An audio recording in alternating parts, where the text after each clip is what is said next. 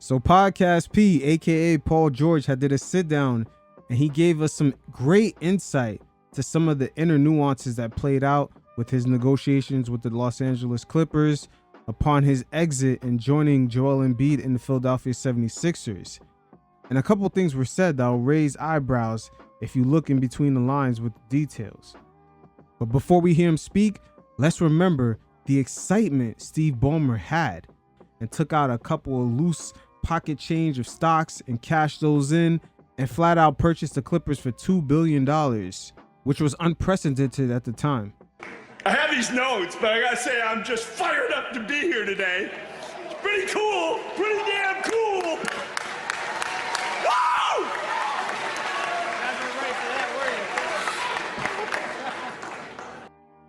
Man, cashing in $2 billion worth of stocks to buy an NBA team, that'll have anyone feeling like they just took a bunch of steroids.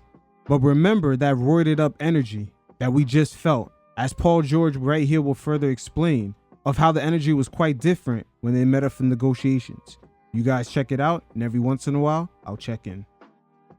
Yeah, so, we spent the weekend together down in Cabo, and I came back and I had that meeting with Philly that Sunday night, and David Blitz came, Josh Harris, Elton Brand, Dr. J. Bro, I had Dr. J in my crib.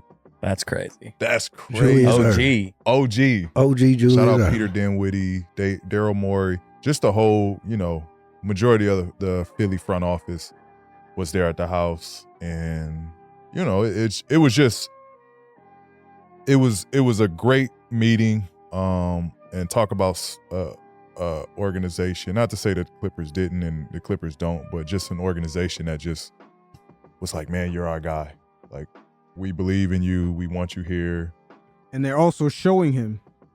Everyone had traveled out to have Dr. J in your house. And that's a big fucking deal, even for Paul George. But just that understanding of them making a player like Paul George feel wanted, it's going to have lasting effects, as we're going to see it play out here. No perfect pairing with you, Joel, Tyrese together. And it was just, my family felt it. I felt it. It just felt like, all right, this is where I'm going to spend the next chapter of my life. And so it felt good, man. Like I said, Dr. J was in the crib. I know that was big for my dad. Now, right here, notice how the energy shifts from where Steve Ballmer was at 5 years ago in that press conference when he sounded all roided up. Just to put it out there, like, I never wanted to leave LA, right? Initially, I was not trying to leave LA. LA is home. This is where I wanted to finish at. I wanted to work as hard as possible to win one in LA. Like, that was the goal, to be here and be committed to LA. As it played out, though, like, the first initial deal was, I thought, kind of disrespectful, right? And again, in all of this, no hard feelings, no love lost, no, like, it's a business, like you said. So the first initial deal was like 2 years, 60. Woo, 2 years, 60. Wow, with this cap going up, 2 years, 60 is for like a good third option in the league. And keep in mind, with the salary cap going up, star players not only going to get more money, it's going to be a lot harder to get trades initiated going forward. We're going to see less deals being made in between teams. But just them starting off negotiations like that, it's already off on the wrong foot. And it leaves you to wonder, did they really believe in this team? So I'm like, whoa. 2 years, 60? Hey, that's crazy, bro. That's great. That's crazy. That's crazy. So I'm like, Wow. no, I'm not signing that. Like, now we're getting into the negotiating. Like, I'm not taking that deal. And so they saying this, that, like, we want you and Kawhi here long term. Like, we want y'all to be here, all of this stuff, right? So then, as we're continuing to negotiate as the season goes on, and mind you, this was started before the season started. So this was kind of like, I could be wrong on actual timing, but this was maybe like October-ish. Which sounds about right. Which sounds about right. That's normally when extensions get made with younger players and sometimes with star players. Because the star players, unlike the younger players, they don't have a deadline to negotiate while the season's going on. But the keen detail that comes out here is that this was the offer made before the season started. So you can only imagine carrying that type of energy that they lowballed you, entering into a brand new season where there are pressures to win. Something like that is not going to sit right for someone that you're really trying to keep. When negotiations first started, and it was 260. And as we kept going, it was like, you know, they would go up, you know, inches, to where it was like 44, 45, right?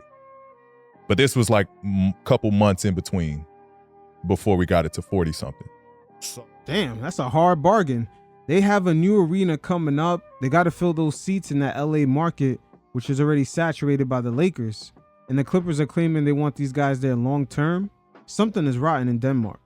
I'm still like, nah, I'm not doing that. Then I hear wind of like, you know, what they're going to give Kawhi. So I'm like, just give me what Kawhi got. Like, Right. y'all view us the same. Like, So that will be around January. Kawhi was offered a 3-year deal for 150, fully guaranteed. So when Paul George had stated earlier, months later, they bumped the number up to 40. It's around that time that they gave Kawhi 50 for 3 years. you know, we came here together. We want to finish this shit together. I'll take what Kawhi got. Like, no You was no cool with problem. that. I was cool with that. Like, Wow. and we were still taking less. We were taking less. Kawhi took less. I was like, if Kawhi gonna take less, I'm not gonna say I want more than Kawhi. Like, That's Paul George's mistake right there. He has the leverage to do so. If Kawhi wants to take less, that's on him. As he also has the advantage to ask for whatever he wants, especially with you guys knowing that the cap is not only going up, your owner has a brand new stadium that he has to fill those seats. Who's going to be the names that he's going to sell in those tickets? He does not have the leverage. But again, these are small, tall tale signs that he really doesn't believe in this team. it's not about me being paid more than him. Like, I'm gonna take what he got. Y'all Right, give him that, right. give me that. They didn't want to do that. So this was before the All-Star break. So I'm like, you know what? Damn, that's already about 5 months of negotiations. And it's not rocket science for these agents to actually figure out what teams will have the cap, who's contending, especially after the James Harden trade. Philly had plenty of cap space. They did not re-sign Tyrese Maxey before the season started. So there were teams out there that had the money, had the cap. The leverage was definitely not on the Clippers side.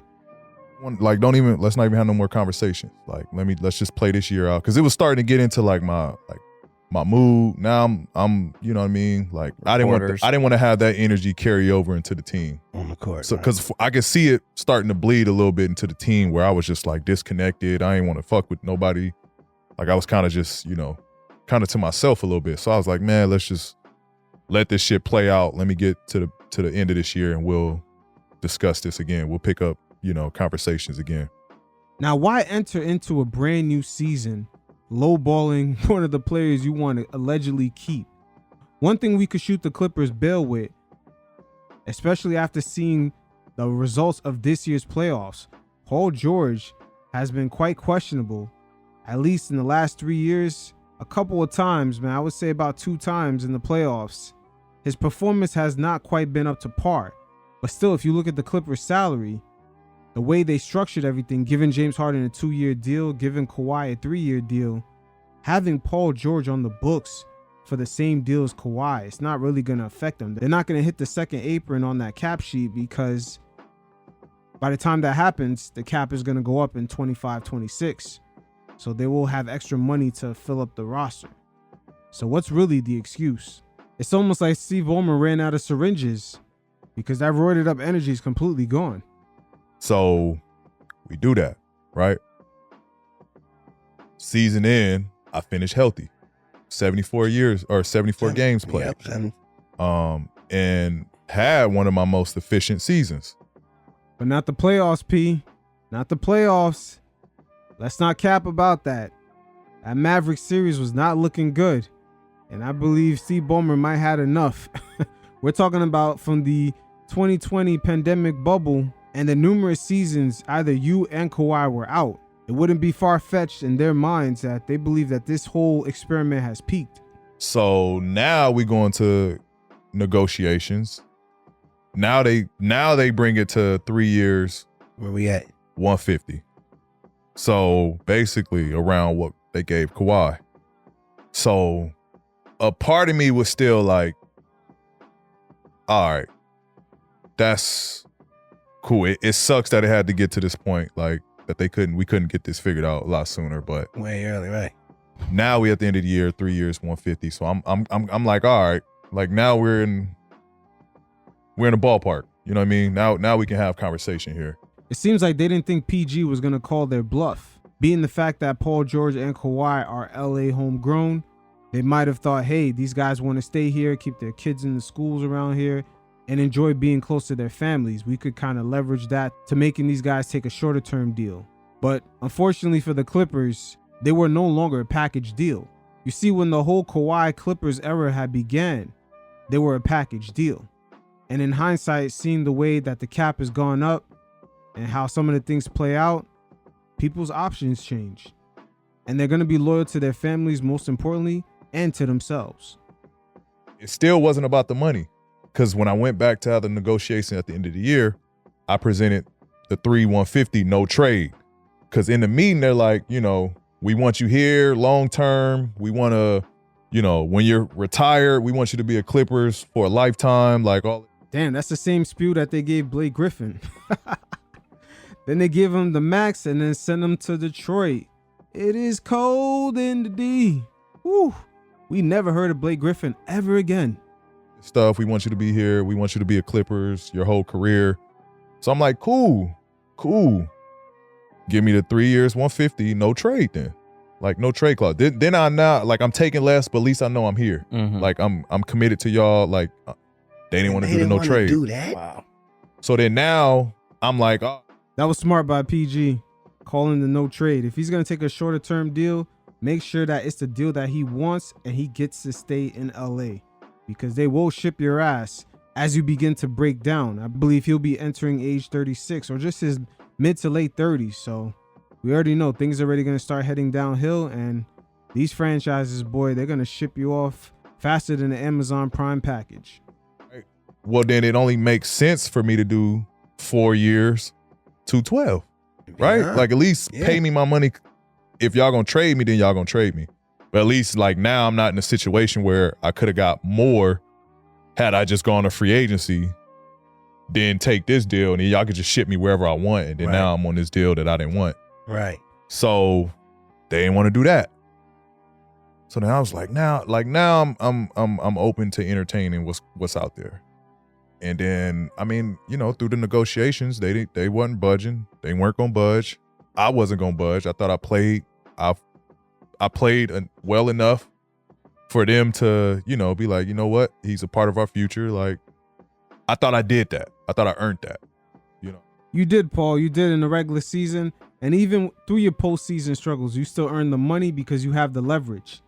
Nowadays in the NBA, we don't have to get too caught up on who's the highest paid guy. It's according to what you could leverage. If you're the only two-way small forward available in the free agency market and a lot of teams are bidding for your services, you're going to probably garner something close to a max deal. That's the way the players and the owners collectively bargain the new structure going forward for the start of the 24-25 season. The days of having 3-star players on max deals all on one team, it's over, man. It's over for that.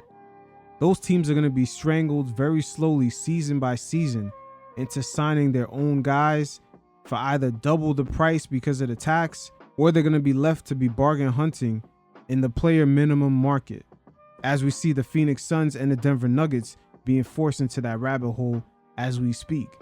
And also, I'll include the Milwaukee Bucks. That's what happens when you go star chasing. If it doesn't work out, the way that new CBA is set up, they're going to start punishing teams that do that. And this might have been enough to scare Steve Ballmer and the Clippers front office from constructing their rosters in a similar fashion. Granted, we didn't win while I was there, but luck has a lot to do with that. We couldn't remain healthy as a unit. But I thought I did enough to earn To that. earn that money. They didn't want to do it, so it was just a stalemate. We came to a stale, and ultimately it was like, all right, that ship has sailed. Like at that point, it was like, man, I love Steve, I love Lawrence, but at that point, it didn't even feel right to come back with that type of energy and be comfortable playing back in LA. What did Steve say to you? I mean, you know, it's taking his word. You know what I mean? In that situation, it's taking his word. Like, no, I don't want to trade you. That's not the reason I want to resign you. Which I get, you know, and I understand. And I don't know. Steve is a good dude. Like, you know, I love Steve as an owner. One of the best owners that I played for.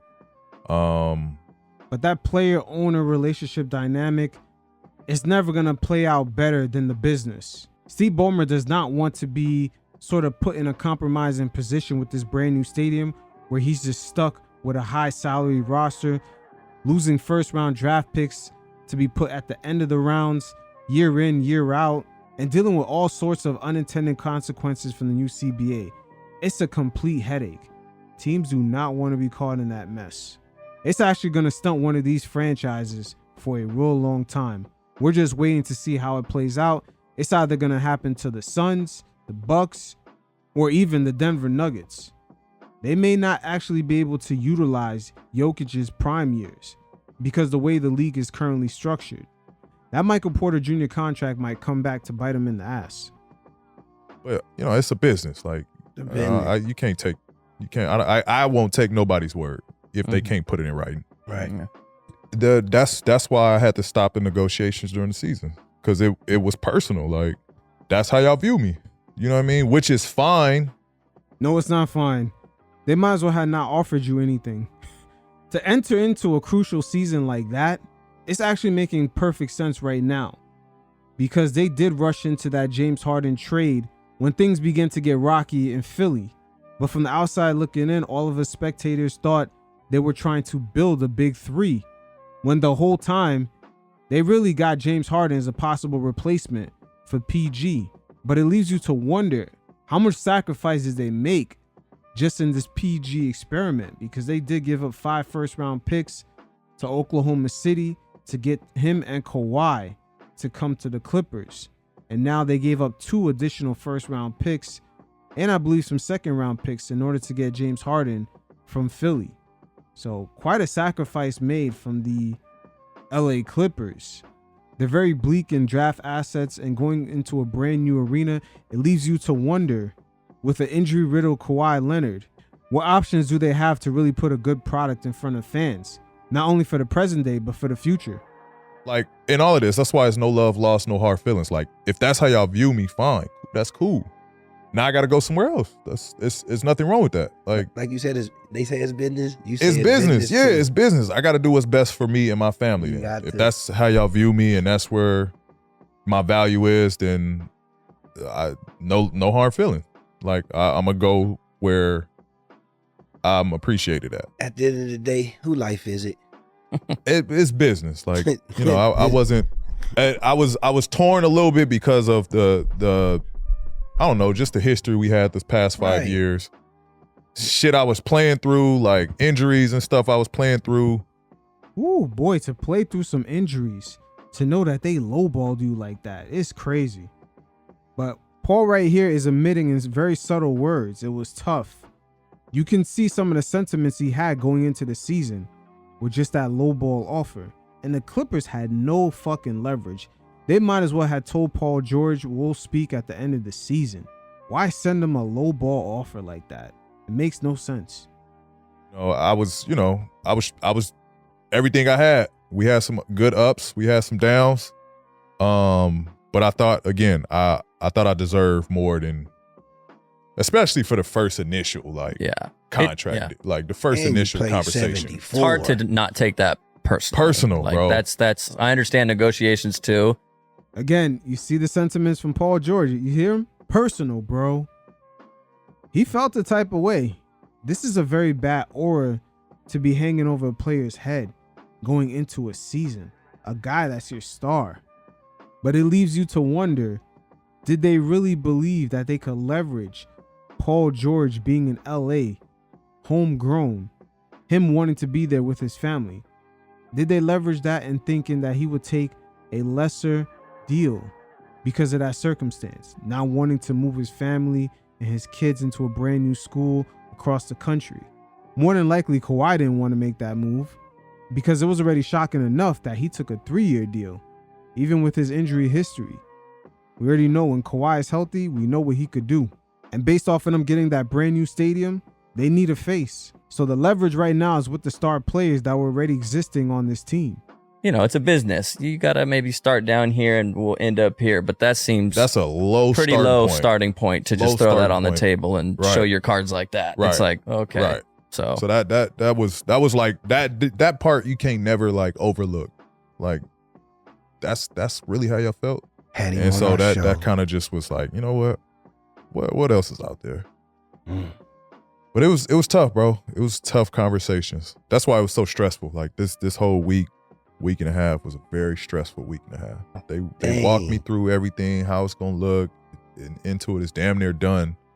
So it was cool to see it kind of firsthand. Everything, the facility, the building is crazy. And the media landscape of today puts a lot of these franchises in uncharted territory. Paul George was the closest thing that the Clippers had into having a direct connection with the fans with this podcast. This is a brand new dynamic that we're seeing play out in real time. Because now with this show, he can even narrate and sort of paint the picture on his side how he wanted to stay, but the Clippers gave him the boot out. NBA franchises never had to deal with these type of things before. They used to ship guys off once they never needed them anymore.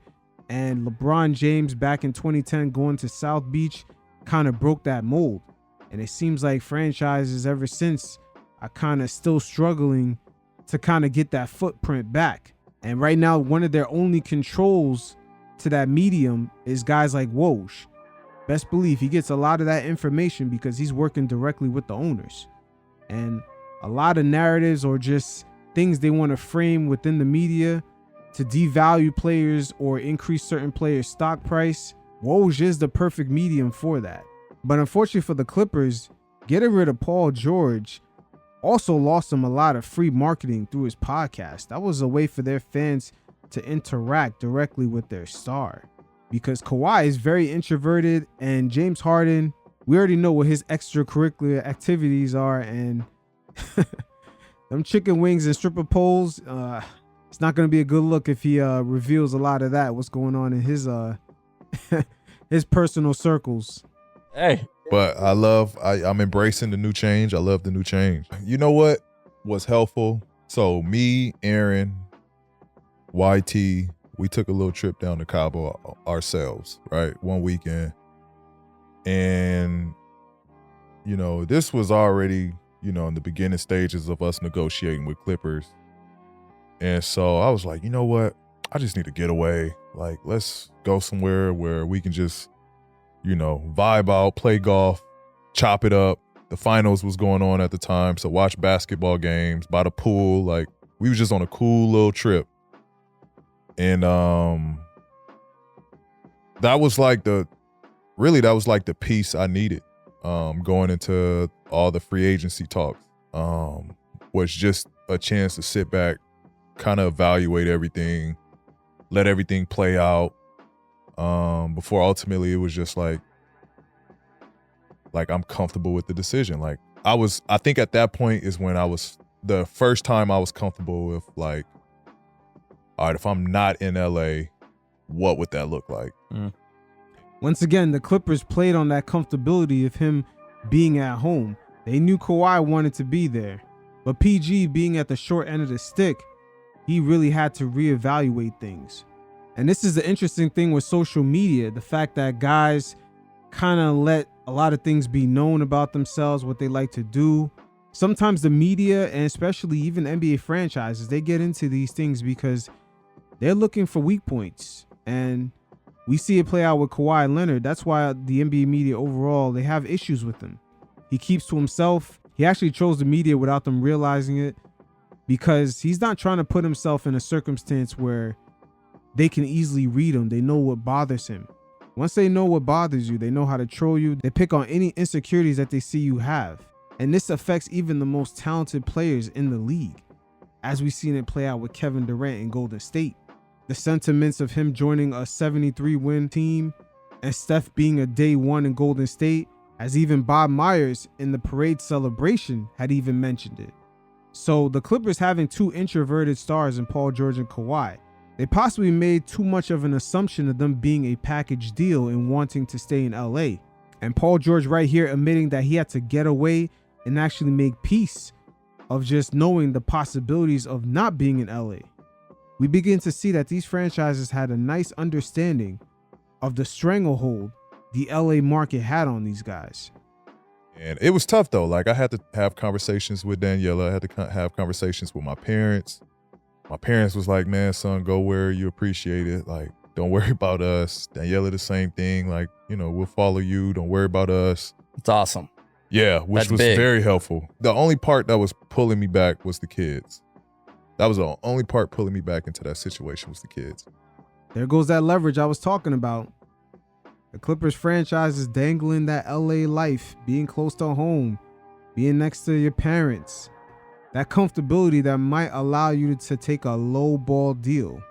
These are the things that Paul George entered into last season conflicted with. And he relatively had a great season. So it leaves us to wonder, after 5 years, if the Clippers really believe that this Paul George and Kawhi Leonard saga had any more legs left. But, ultimately you just gotta, you gotta make the right decision. Just what was best. And again, people gonna think like, oh, he did it for the money. Like it wasn't initially about the money because I was going to take less to stay with. Why? Mm-hmm. Less money, less years. I was down to do both until. Mm-hmm.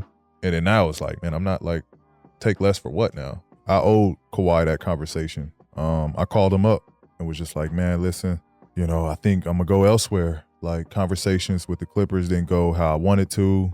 I kind of broke down how I told you guys how it all played out. And we had that conversation and I was like, man, like I got to do what's best. And he understood. He like, go get your bag. He's like, P, go get your bag. Like, I can't. Kawhi said that in his robotic voice. Get your bag, my G. I will be staying here in LA making Terminator Salvation. We'd be mad at you, So, I thought, and I look at Kawhi as one of my best friends in this league, somebody that, I fuck with. Like, our families, love each other. It was tough to leave him, just with, how much I enjoyed being out there with him. That was one of a big decision too, that weighed a lot on me. It was just, damn, I'm leaving my boy, like leaving why.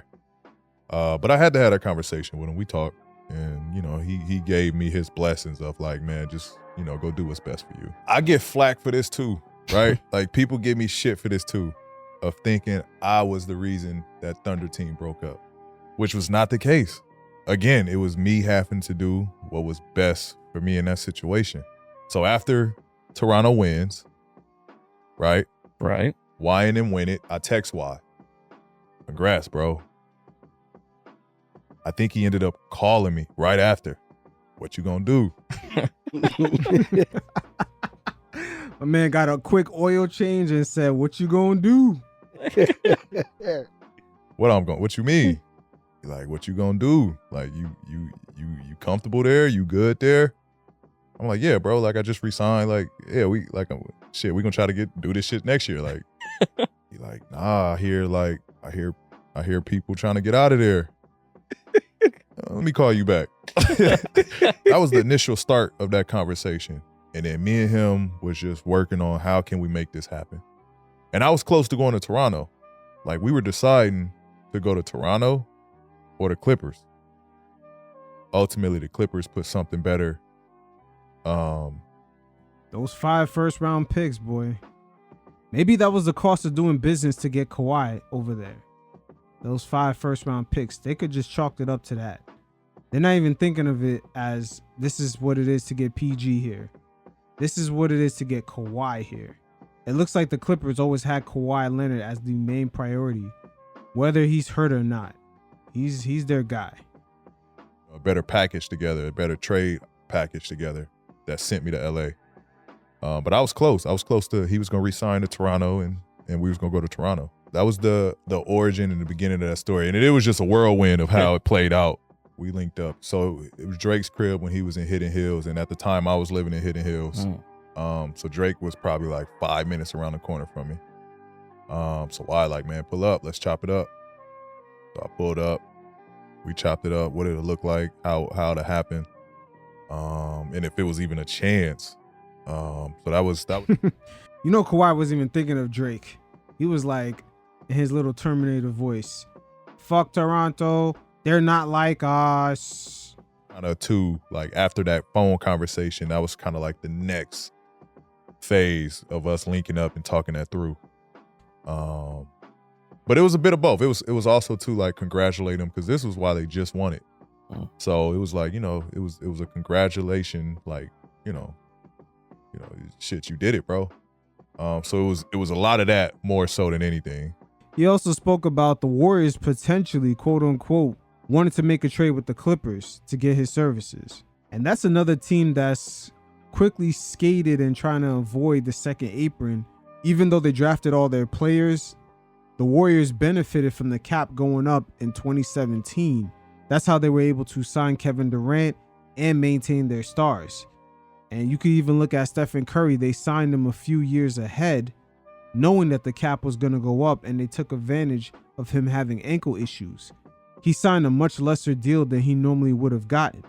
But again, the Warriors are a franchise right now in flux, and they're trying to adapt to the brand new landscape of the NBA, especially when it pertains to the new CBA. That was a real thing. Like, that was a real thing. That was close to being done. That deal was close to being done from what I was being, told on the situation. They was expressing like just how much they wanted me there, how I could have fit in perfectly with, Draymond, Steph, Clay probably would have Podziemski, stayed. Shit. Kuminga, like Wiggins. They didn't know how or what,